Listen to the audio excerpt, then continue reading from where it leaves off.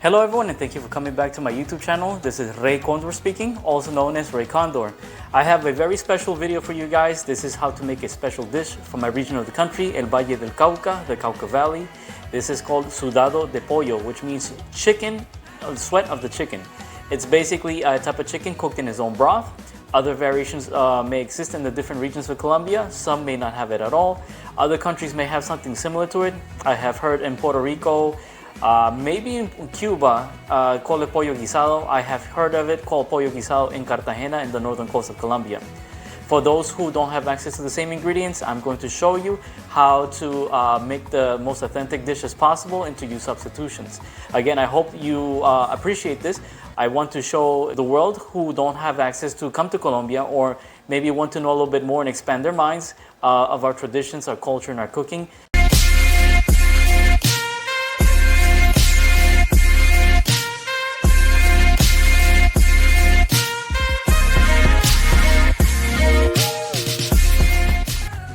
Thank you to everyone who's continuing to support my channel. This will be the final product of sudado de pollo, also known as pollo guisado in other cultures or regions. Guiso is basically a type of preparation or dish that you cook in its own sauces. And if you're wondering why the cucumbers do not have any seeds, let me show you. My girlfriend, turns out she is from the northern coast of Colombia, and in the northern coast they do not eat anything with seeds. Same thing goes for tomatoes, cucumbers, or anything else, because they believe it can cause appendicitis. We actually argued about 10 minutes out of it, and then we giggled afterwards. So this can show you that different regions can cook one thing in a much different way. However, if you want to make a salad with cucumbers with the slices still maintaining their seeds, that should be no problem at all. It's not going to change the taste at all. You still have an authentic Colombian dish. Now, coming right up, we are going to go into ají. And if you're wondering what this green stuff is, ají is basically a South American word for chili pepper. Mexicans call it chile. We call it ají. And as you can see here, it goes with everything. It's a type of sauce that we make. It's spicy, but not as spicy compared to its Mexican counterpart. Here you see stuffing in our empanadas. We also put it in stuffed potatoes. It goes with dry dishes. It goes with soups. It goes with seafood. We eat it with everything. You could put it in stews. It's a general all-around type of herb and sauce that it has a nice, subtle, unique, and I would say natural taste. And you can put it pretty much in everything that we use. We will begin by going over the ingredients. If you do not have access to some of the ingredients, I can show you some substitutes that you can make, or we can try to keep it as close as to the original as possible. The first thing on our list will be this particular ingredient called triguisar. Triguisar is actually a multiple ingredient all in one box. It is very popular in the southwestern side of Colombia. You may be able to find it in other parts of Colombia if you're living there. The main ingredients are cumin, black pepper, garlic, annatto, and turmeric. You can also find this in the United States and the East Coast. You can go to a bodega. A bodega is basically a Latin American supermarket. If you don't have access to a bodega, you can also go to a regular supermarket. You can go to the ethnic food aisle. It's most likely you'll find it on the East Coast. I'm not sure on the West Coast. However, if you don't have access to this exact same box, what you can do is you can go to your local Whole Foods place or even your supermarket and just buy the ingredients separate. Even though it has a couple extra things like rice flour, I would say the main ingredients are cumin, garlic, black pepper, and the turmeric. That should be able to take care of that. And also, likewise, if you are living in Colombia in the northern coast, you may not also find that particular brand. You can also try this one called Trifogon. Trifogon is actually more found in the northern coast, in the Caribbean coast. It's a little bit different, but it carries almost pretty much similar, and I would just say almost the same ingredients. Another great ingredient to use, and this is purely optional as my mother has taught me, we can use tomillo. Tomillo, also known as thyme.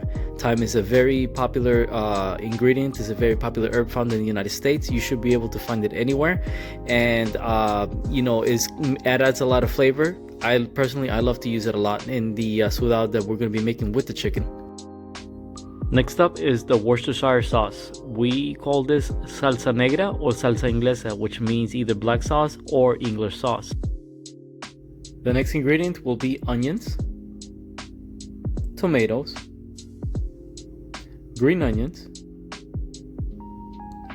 garlic, red peppers, green peppers, and potatoes. Be sure to get yourself a nice sturdy hearty potato, lemons, chili peppers, also known as ají in Colombia. The type of ají that I bought for this video is a Scotch bonnet pepper. It's really not that spicy, and I'm going to show you guys how to take this spiciness out if you want to be less spicy. As Colombians, we don't need things that are hot. Getting near the end of the list, we'll be needing cilantro. You will need 2 stalks of them, and I will be showing you how to make the ají and how to cut it. Obviously, you will need salt. I'm giving Morton Salt's free advertisement. And you will also need the white vinegar. Okay, so next up, as our protein, we will be using the chicken drumsticks. What I do suggest is to wash it with plenty of water, or you can do like how they do it in the Caribbean with white vinegar or lemon juice. This is a preparation method you can see in most Caribbean countries. That's to wash away any bad residue and also to kill the bacteria. The chicken itself will not be using any type of water. It does cook itself with its own juices. However, if you want to have less fat and less cholesterol, I do suggest to strip away some of the chicken skin for some of the drumsticks.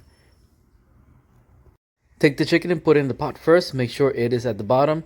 Even it out. I would suggest 2 to 3 drumsticks per serving. If you want more, you're welcome to have more. And that will equal out near the end, depending on how much vegetables we will be using. Now, take the tomatoes that you have bought for yourself and be sure to cut them into half moon shapes, as large, as chunky as possible. They don't have to be perfect. I'm not a good cook, as you can see, but I'm trying to show you how the shape of this should be. When they are in the steaming process, they will melt into the chicken itself and give it a robust taste.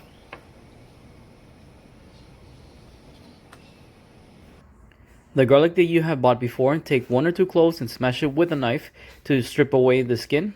Now you're going to take the skin and you're going to grind it up. We call this a pilon. Other countries use it as well. In Colombia, we also use the river rock. If you don't have access to the river rock, be sure to find a way to smash it up finely as possible.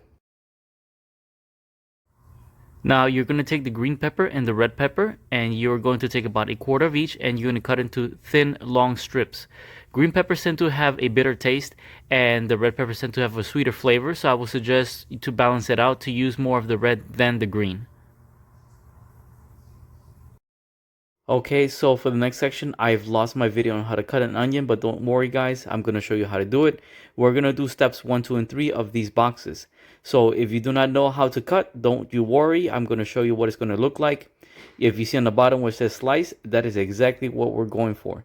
So what you're going to do is you're going to take your onion and you're going to cut off the ends of the onion on both ends, which will be the root. Once you have done that, you're going to take the onion and cut it in half. Once you cut the onion in half, you can actually peel away the skin. That's basically like paper. You don't need it and you don't eat it. After that, you're going to take these long slices, and the way how you see it with this red onion here, that's exactly how you want it. Be sure to bend the fingers back to prevent yourself from being cut. Okay, so next up we are going to use potatoes. As you can see in the video, I'm using papa criolla, also known as Creole potatoes. I do not suggest to use these because these break up easily. These actually do not go with this type of dish, but I had nothing else at the moment, so that's what I was using. You can actually skin them if you want to, or you can leave the skin on. What you're going to have to do is you're going to cut them into large chunks, either by halves or in large round shapes. Now we're going to take the vegetables that we put together and we're going to put it in a bowl, and we're going to start putting it on top of the chicken inside the pan. Make sure that every surface of the chicken is covered. You do not need oil because the skin has oil in itself, but if you want, use oil no bigger than a thumbnail. As you can see in the video, I have the top of the chicken evenly covered. If you're the type of person that likes living a healthy lifestyle, or if you need a heart-healthy diet or lower cholesterol, I suggest peeling away some of the skin from the chicken. However, don't do it for all because this is where most of the flavor is going to come from. Okay, now that we've got everything prepared, we're going to take all the ingredients, the thyme, the triquisar, and also the Worcestershire sauce, and we're going to evenly spread it out. Make sure you cover all of the surface of the chicken, and then I will show you what to do next. For food coloring, you can use the achote molido from the Badia brand, or also from Visual, or even from the Sazon Goya brand. They all have some percentage of achote in it, but for the Visual or Behold, be careful in using too much of it because it already has the cumin and you don't want to over flavor your food. Once you're done, this is how it's supposed to look like. As you can see, all of the herbs and spices are covering most of the vegetables and of the chicken. If you made it this far, we are halfway done. Step is to turn on the stove, and we're going to put it on low heat. You are going to cover it up and you're going to come back in 10 to 15 minutes. It will start spreading its own juices. When you see the top of the skin start turning brown on the chicken, you're going to turn it over and you're going to come back every 10 to 15 minutes just to check up on it.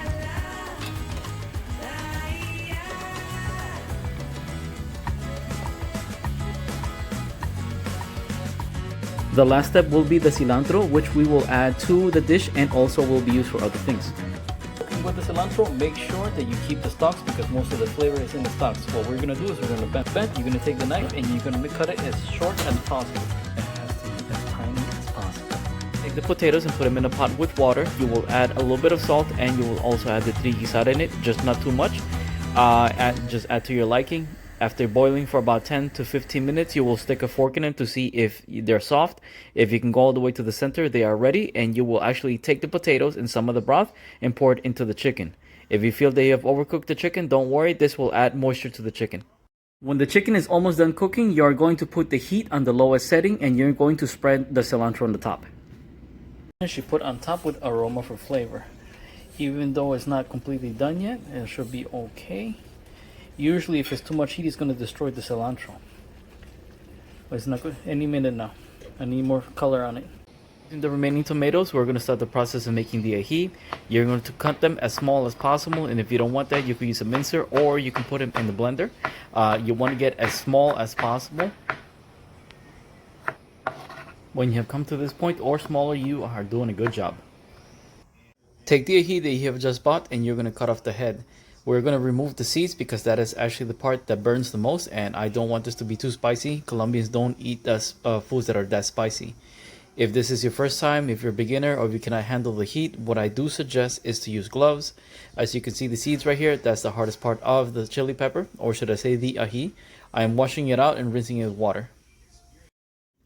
Now we're going to take the ají and we're going to cut it into smallest pieces as possible, just like we did with the tomato. If you do not want to do this way, you can also grate it, or if you want, you can also put it in the blender. I'm going to show you how the final product is going to look like. Once again, if you are not used to doing this, I will suggest getting gloves because you will actually get a chemical burn. Even though I've taken away the seeds, my hand's actually burning afterwards. Be sure that you have a small container nearby or a bowl. You will use this to put the ingredients of the ají sauce.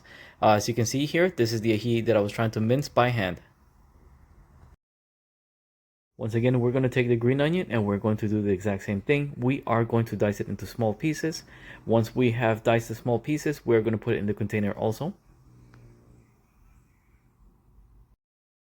Now you are going to take the white vinegar and you're going to add it to the ají.